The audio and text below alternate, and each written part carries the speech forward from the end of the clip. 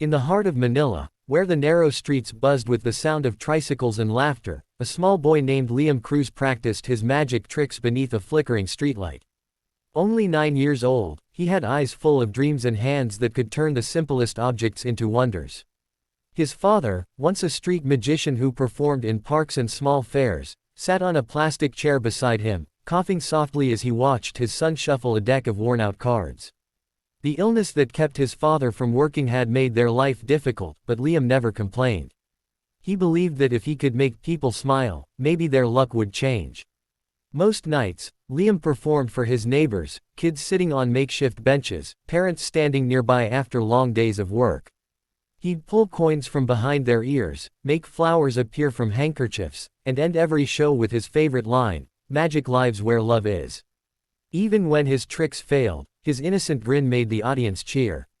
His father always clapped the loudest, whispering, "You're going to be greater than I ever was, my boy." One night, a tourist from Ireland happened to walk by during Liam's performance.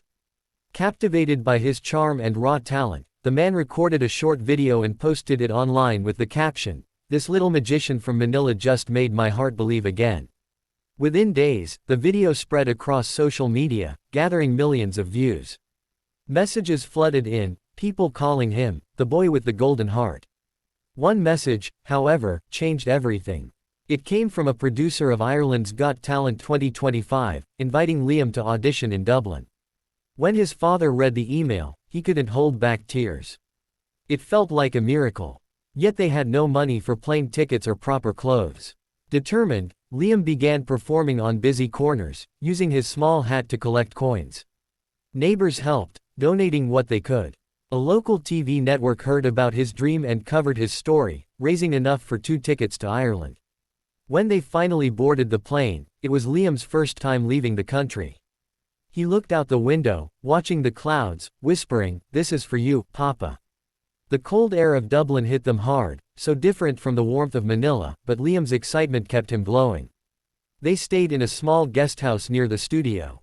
The morning of the audition, Liam's hands shook as he adjusted his sleeves. His father squeezed his shoulder, saying, "Remember, son, you don't need big tricks. Just show them your heart." The studio lights were blinding when Liam stepped onto the Ireland's Got Talent stage. Thousands of faces blurred together, and 4 judges sat before him. One of them smiled kindly and asked, "What's your name, young man?" Liam answered softly, "I'm Liam Cruz, and I'm from the Philippines." The audience clapped, touched by his courage. He began his act with a simple coin trick, telling a story about a boy who learned magic from his father but lost hope when his father became sick. As he spoke, the coins seemed to disappear and reappear as small paper hearts. Then, he pulled a small card from his sleeve that read, "Magic lives in kindness." The moment the words appeared, the audience gasped, and one of the judges covered her mouth, visibly moved. The entire theater rose to its feet, clapping and cheering as golden confetti filled the air. One judge pressed the golden buzzer, tears in her eyes. Liam froze, overwhelmed by the sound and the glitter falling like stars. His father, standing backstage, couldn't stop crying. In that moment, a boy from the crowded streets of Manila had touched the hearts of strangers half a world away. It wasn't just magic that won them over, it was the purity of a child's dream shining brighter than any illusion. The days after Liam's golden buzzer moment felt like a dream. Everywhere he went in Dublin, people recognized the little boy from Manila who had made the judges cry. Strangers waved at him on the street, and children ran up asking for pictures. Newspapers called him, the little magician who melted Ireland's heart. But despite all the excitement, Liam stayed humble. He spent most of his free time practicing in the small guesthouse room with his father, perfecting new tricks using nothing but cards, ribbons, and small props they borrowed from local magic stores. He missed home deeply, the sound of roosters at dawn, his friends playing basketball, and his mother's cooking back in the Philippines. But he knew why he was here. He wanted to win, not for fame, but to give his father a better life. One afternoon, while rehearsing at the studio, Liam met a boy named Eli, an Irish kid about his age who was also a magician.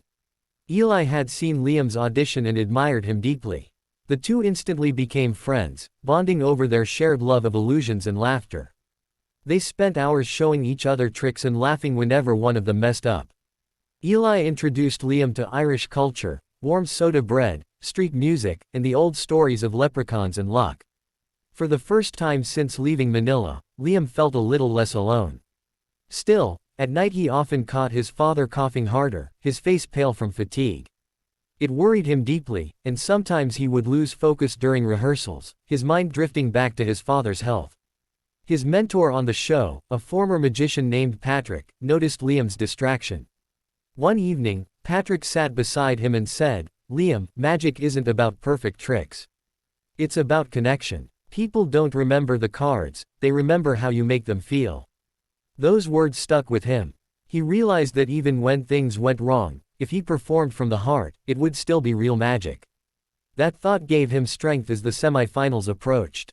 When the big night arrived, Liam had prepared something special, a routine that combined both Filipino and Irish traditions. The stage was decorated like a river of glowing paper boats, inspired by the Filipino, floating wishes, festival, but each boat transformed into a glowing green clover to honor Ireland. Dressed in his traditional barong, he began his act by telling a story about how dreams can travel across oceans. As he spoke, the boats began to float into the air, shimmering under the stage lights. The audience was mesmerized, but halfway through, one of his main props malfunctioned. The string meant to lift a key boat snapped, causing it to fall to the ground. For a brief moment, silence filled the hall, and panic flashed in Liam's eyes. His father watched nervously from backstage. But then Liam took a deep breath, smiled, and said softly into the microphone, "Even when magic breaks, love can fix it." He knelt down, picked up the fallen boat, and blew on it gently. To everyone's surprise, it lifted back into the air on its own, glowing brighter than before. The audience erupted in applause. Some even stood, clapping through tears. When his performance ended, the judges praised his grace and creativity. One said, "You turned a mistake into magic, that's the mark of a true artist." Liam bowed deeply, his heart pounding with relief. Backstage, his father hugged him tightly, whispering, "You made me proud again, my son." That night, Liam advanced to the finals, but more importantly, he proved to himself that real magic wasn't about flawless tricks. It was about courage, heart, and the ability to bring light even when things go wrong. The night of the finals came faster than Liam could believe. Dublin's city lights shimmered outside his hotel window as he sat quietly, holding a photo of his parents. His father had been hospitalized the day before, his illness worsening, and Liam had begged the producers to let him perform a tribute in his honor.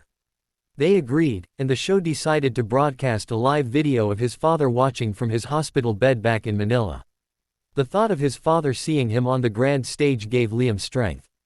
He had rehearsed his act for weeks, perfecting every move until his tiny hands trembled from exhaustion. Still, he wasn't nervous for himself, only for his dad. When his name was called, the lights dimmed, and the crowd's cheers faded into silence. A single spotlight shone on the small boy standing center stage, dressed in a white suit with silver sparkles. In his soft voice, he began, "This act is for my father, the man who taught me that love is the greatest magic of all." A gentle melody began to play, and he opened a box filled with cards. As they floated into the air, each one transformed into glowing photographs, images of his father teaching him tricks, of their tiny home in Manila, of their smiles despite the hardships. The audience watched in awe, their eyes glistening. Liam continued his story, speaking about how every dream begins with someone who believes in you. As he waved his hands, doves appeared, circling above him before forming a glowing heart shape in the air. Then came the moment that broke everyone's hearts, the final trick. A folded letter floated down from the ceiling, illuminated by a single golden beam. Liam caught it gently and said, "This is for you, Papa." He opened the letter and read aloud the words written inside, "Thank you for believing in a boy from Manila." The audience fell completely silent, many wiping away tears. Even the judges couldn't hide their emotion. When the lights dimmed for the final bow, the entire theater stood in a long, thunderous ovation. Though Liam didn't win the competition, finishing as runner-up, the world had already fallen in love with him. His story spread far beyond Ireland. News outlets across the globe shared clips of his final act, calling it the most emotional performance in Ireland's Got Talent history. Viewers donated money to help pay for his father's treatment, and the hospital in Manila received thousands of letters and gifts from people inspired by the little magician. When Liam returned home weeks later, his father was recovering, his health slowly improving thanks to the kindness of strangers. The moment they reunited at the airport, Liam ran into his father's arms, whispering, "We did it, Papa." His father smiled weakly and said, "No, my son. You did it, with love." Months passed, and though life returned to normal, Liam's heart was forever changed.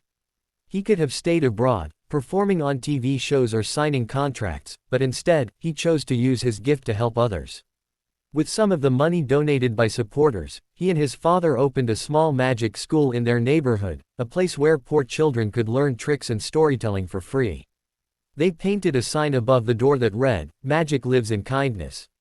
Every afternoon, laughter filled the small room as kids practiced with cards and coins, believing in the impossible. Sometimes, Liam would perform on the same corner where his journey began. People still recognized him and asked for photos, but he never bragged. He always said, "I'm just a boy who loves to make people smile." One evening, as the sun set over Manila, he looked up at the sky, imagining the golden confetti falling again, and whispered a quiet thank you, to Ireland, to his father, and to everyone who had believed in him. The little magician from Manila had turned his story into something greater than fame. He had found the real magic, the kind that lives forever in people's hearts.